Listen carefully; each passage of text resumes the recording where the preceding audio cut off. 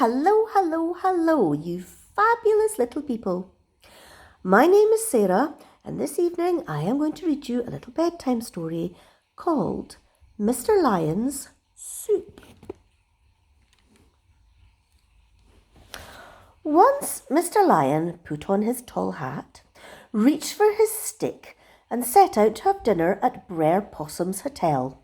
He felt hungry, and he made up his mind to have a really good dinner. "I'll have oxtail soup," said Mr. Lion to himself as he walked along, swishing off the daisy sticks with his stick, which was very wrong of him. "Yes, oxtail soup, rich and thick and tasty." He reached Brer Possum's hotel and went up the steps. As soon as the hall porter saw him, he rushed to greet him, for Mr. Lion was a very honoured customer. If people didn't pay attention to him, he got very angry. So the waiters flocked around, and Brer Possum himself helped him off with his coat.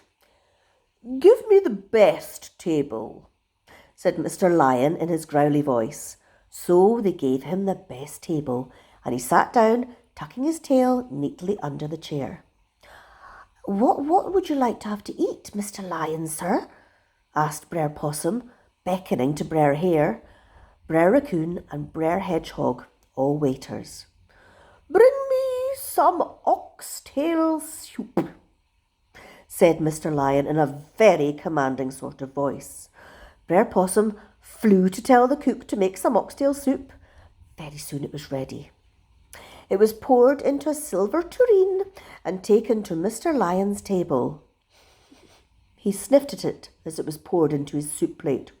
It smells good," he said. It is good," said Brer Hare the waiter, waiting for Mr. Lion to begin tasting it. But Mr. Lion didn't. He sat there, and he didn't taste it at all. "What's the matter, Mr. Lion?" asked Brer Hare, seeing a frown beginning to come on Mr. Lion's great forehead.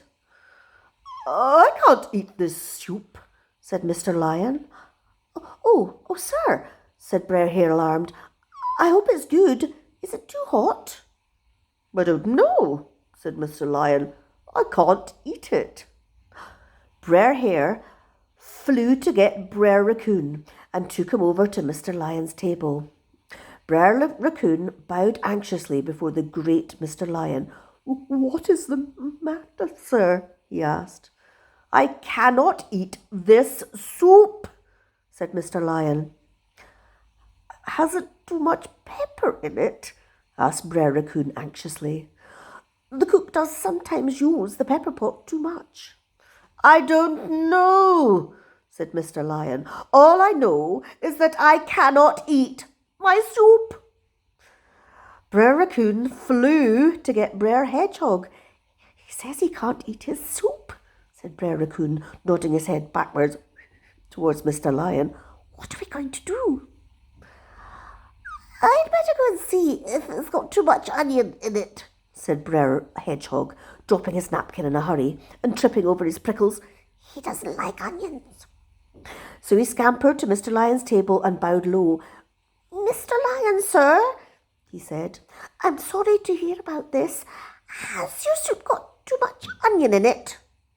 "I don't know," said Mr. Lion in a rage. "I tell you, I cannot eat my soup." "Well, I'll fetch Brer Possum," said poor Brer Hedgehog in a panic. So he shot off to get the master of the hotel. Brer Possum was horrified to hear that Mr. Lion couldn't eat his soup, and he hurried at once to his table. "I'm sorry the soup is not to your liking," he said. "Do tell me what is wrong, Mr. Lion. You didn't find a fly in it, I hope, or a caterpillar?" "No," growled Mr. Lion, looking fiercer than ever. "Well, was it too much salt in it?" asked Brer Possum, shivering with fear, for he knew that Mr. Lion's habits when he was displeased.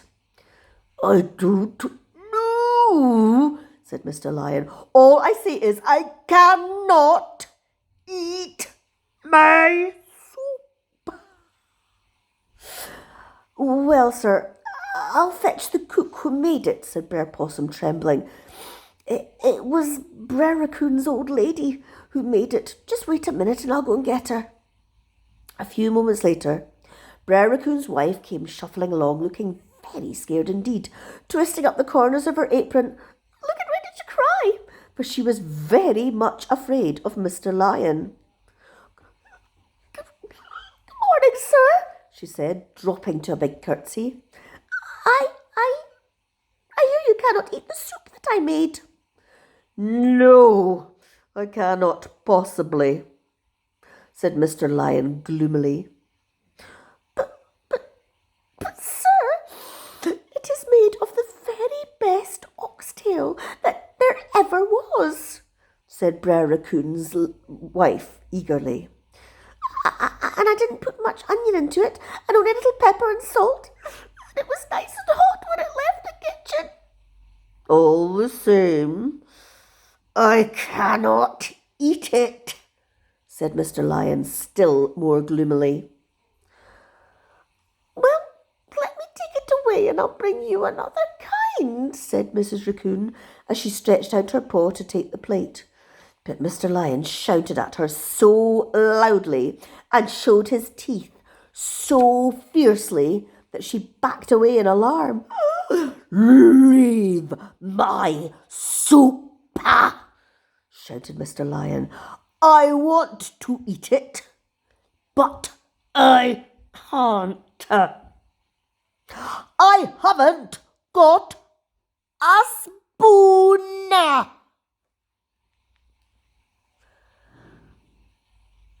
Well, just to think of that. Brer Raccoon got him a spoon, and Brer Hedgehog gave him the spoon, and Brer Possum and Brer Hare did too. They were all so pleased to find that nothing was really wrong with the soup, and as for silly old Mr. Lion, he only had himself to blame if the soup was cold. My little doggy seems to be joining in with this story too.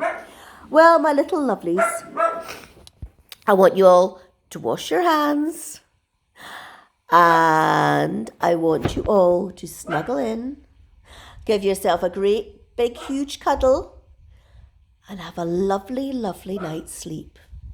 Nighty, nighty.